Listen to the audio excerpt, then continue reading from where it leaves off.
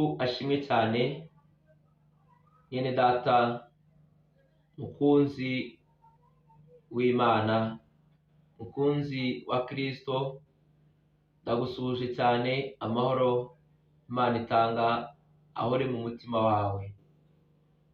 Njyewe ubasuhuza nitwa Niyonsenga Ernest. Ndi umusore, nshima Imana ko nanjye yandokoye. Imana yaranzuye ubwo nari mfuye nzize ibyaha, ariko ubuntu bwayo nibwo bwankijije. Rero ubu buntu Imana iduha ntabwo dukwiriye, nta nubwo tubyemerewe kubupfusha ubusa ko twikorera ibyaha ko dushaka hoya, kuko ibyo ngibyo byababaje Imana. Na niyo mpamvu Imana yo mu ijuru ihagurutse kugira ngo isuke umujinya wayo ku mwana w'umuntu wanze kwihana, ku muntu wese utizera, kuko ijambo riratubwiye ngo abamwizeye bose,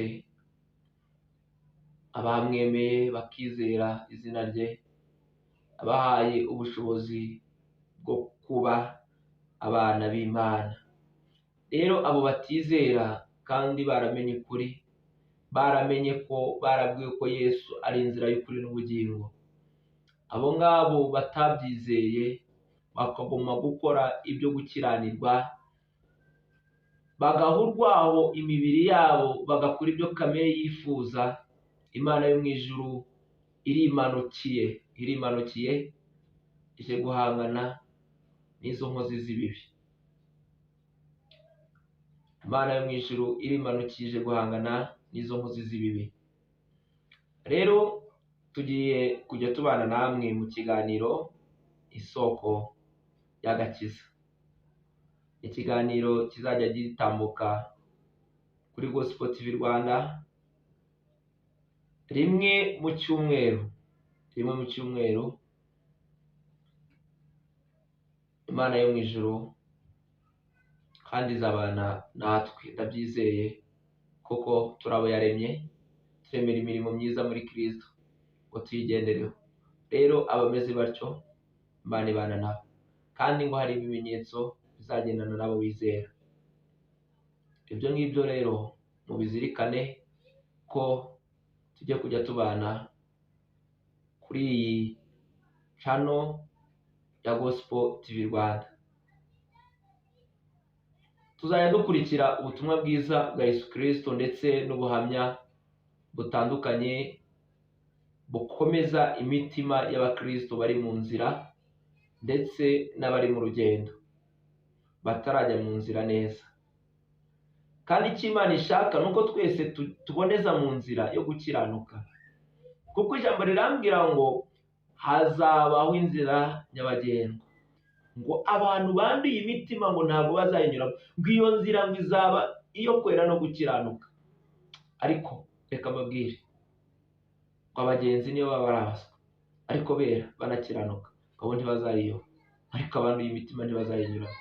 Niyo mpamvu rero tuzunguka byinshi, tuzabana n'Imana. Imana ifite umugambi wayo mwiza ku muntu uzemerera ubushake bwayo, agakingura umutima, akakira ubwami bw'Imana mu mutima. Ubu ngubu Imana imufiteho umugambi mwiza, kandi Imana yiteguye gukiza imitima y'abantu benshi, kuko imitima y'abantu irarushye. Imana irashaka gukiza abantu ibikomere, Imana irashaka gukiza abantu indwara zikomeye, ariko Imana yarababuze. Aho yababuriye nuko mwagiye mu byaha mugapfusha ubusa ubuntu mwahawe. Imana yabashaka ikababura, kuko umuntu umeze utyo Imana iramureba ikabona ameze nk'uwapfuye. Rero Imana irashaka ko namwe muzuka, mwamara kuzuka Imana ikabakoraho iyo mitwaro yose ibaremerereye, Imana ikabakiza. Kandi Imana yo mu ijuru ni ukuri izabana namwe, kandi uzemerera ubushake bw'Imana bukore. Niwumva ijwi ryayo rero ntuzinangire umutima, kuko ihagaze ku rugi irakomanga. Kingurira Yesu, kingurira umwami, akubere umutware w'ubugingo bwawe, akubere byose, akuyobore. Haleluya. Ijambo ry'Imana, reka dusome ijambo ry'Imana gatoya mu rwandiko Pawulo yandikiye Abaroma igice cya 10:9, haratubwira ngo niwatuza akanwa kawe yuko Yesu ari umwami, ukizera mu mutima wawe yuko Imana yamuzuye, uzakizwa. Haleluya. Imana yo mu ijuru ibahereze umugisha. Ndabakunda cyane kandi muraba agaciro. Ndabashimiye cyane. Uri Imana ikomeye, uri Imana ihambaye. Data, mu izina rya Yesu ndagushimiye ko uduhaye uyu mwanya kugira ngo tuvuge ubutumwa bwawe bwiza, kandi ni inshingano waduhaye.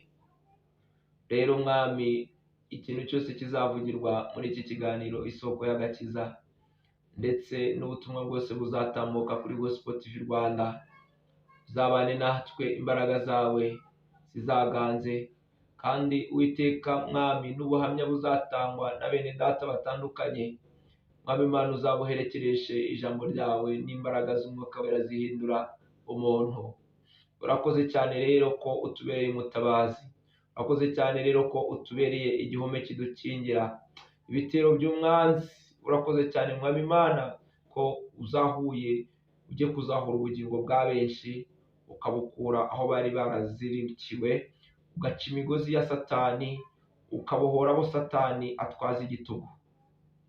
Ndagushimiye kubanye natwe, kandi uzabahorana natwe, imbaraga zawe ziganze, izina rya Yesu Kristo, amen. Murakoze cyane. Imana ibahereze umugisha, kandi umuhati wanyu ntabwo ari ubusa ku mwami, niko ijambo ry'Imana ritubwira.